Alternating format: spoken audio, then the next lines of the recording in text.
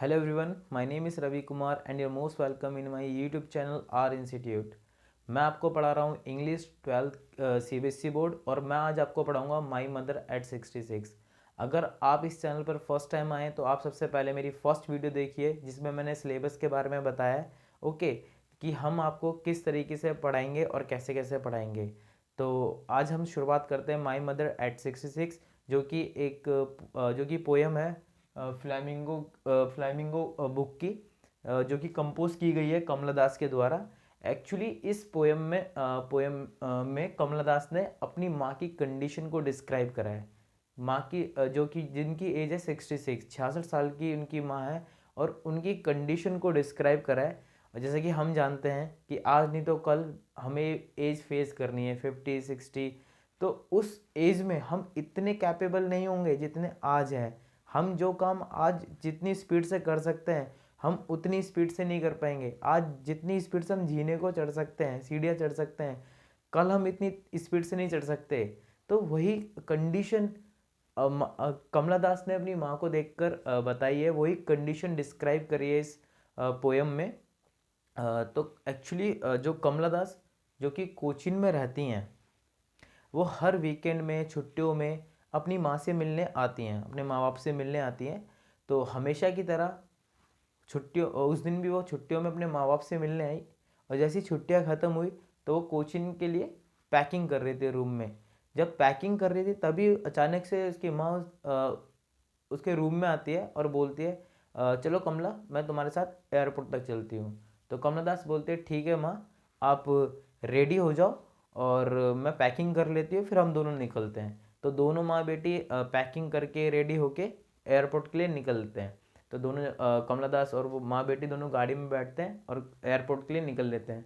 जब रास्ते में कमला दास गाड़ी चला रही होती है तो अचानक से वो अपनी माँ की तरफ देखती है और जैसी देखती है स्टक हो जाती है, क्योंकि माँ जो कि खुले मुंह से उबासी ले रही होती है, सो रही होती है, बगल में बैठकर ही सो रही होती है। और वो क्या देखती है कि माँ कितनी कमज़ोर हो गई है, माँ की कितनी एज हो गई है। उसे ये वो रियलाइज़ करते हैं कि हाँ माँ सच में बहुत बूढ़ी हो गई है, माँ की उम्र हो गई है।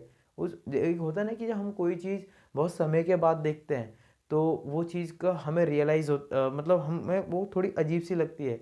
तो आज कमला जाट ने जब अपनी माँ को बड़े ध्यान से देखा तब उसे महसूस हुआ कि माँ हकीकत में कितनी बूढ़ी हो गई है, माँ की तो एज हो गई है।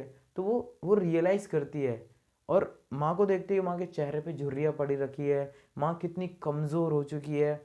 और मानो कि जैसे कल चेहरे की तो रौनक ही उड़ रखी होती है, चेहरे पे कोई रौनक नहीं है, चेहरा फीका पड़ रखा है, कलर लेस है और मानो कि जैसे कोई राख जैसा चेहरा हो। ये सारी चीज़ें वो अपने माइंड में सोचती है, रियलाइज़ करती है और उसे एक पेन रियलाइज़ होता है कि माँ हकीकत में कितनी बूढ़ी हो गई है। और उसे ऐसा लगता है कि मानो कि उसके बगल में कोई डेड बॉडी पड़ी हुई है। जब वही सारी चीज़ें सोच रही होती है तो उसे ऐसा लगता है कि मानो कि उसके बगल में कोई डेड बॉडी पड़ी हुई है। ये सारी चीज़ें उसके माइंड में चलना स्टार्ट होती है। फिर वो अचानक से इन सारे शब्दों से, इन विचारों से अपना ध्यान हटाती है और गाड़ी के बाहर देखना स्टार्ट करती है। जब वो जैसी गाड़ी के बाहर देखना स्टार्ट करती है वो क्या देखती है कि घरों से अपने अपने अपने घरों से छोटे मोटे बच्चे भागते दौड़ते खेलते हुए आ रहे होते हैं।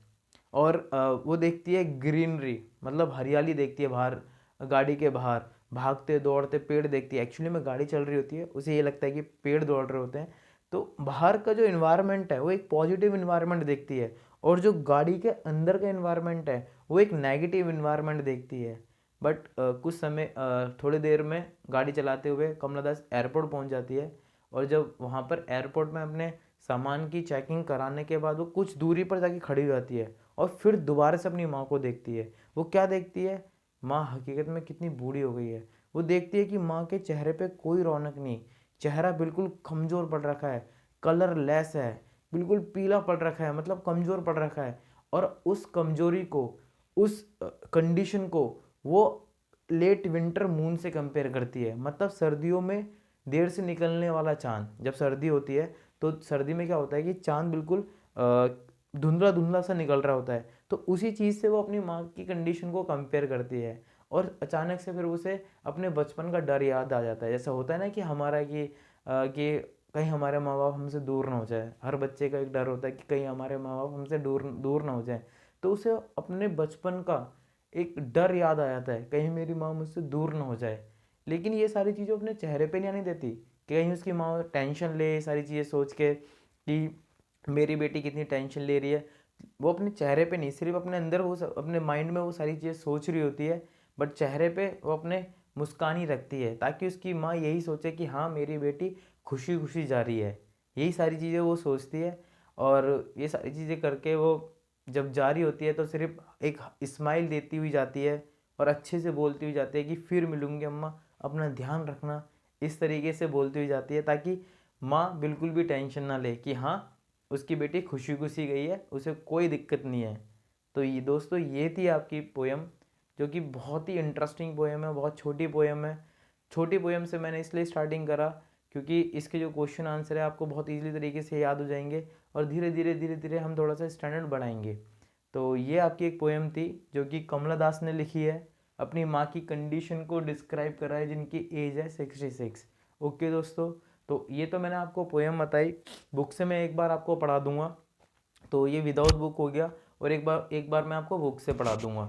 तो एक बार आप ज़रूर पढ़ना। ओके, अगर आपको कोई भी डाउट हो, पहली बात तो कोई डाउट नहीं आएगा, अगर फिर भी कोई डाउट आता है तो आप मुझसे पूछ सकते हो, कमेंट कर सकते हो। ओके दोस्तों, अगर आपको लगता है कि हाँ वीडियो अच्छी है, कंटेंट अच्छा है, तो आप वीडियो शेयर कर सकते हैं, अपने दोस्तों के साथ शेयर करो इन वीडियोस को, ताकि हम जल्द से जल्द ग्रो कर सकें और ज़्यादा से ज़्यादा लोगों को पढ़ा सकें। ओके दोस्तों, अपना ध्यान रखें, अच्छे से पढ़ाई करते रहें, and thank you so much for watching this video, and take care of you, and thank you so much, and take care of you guys.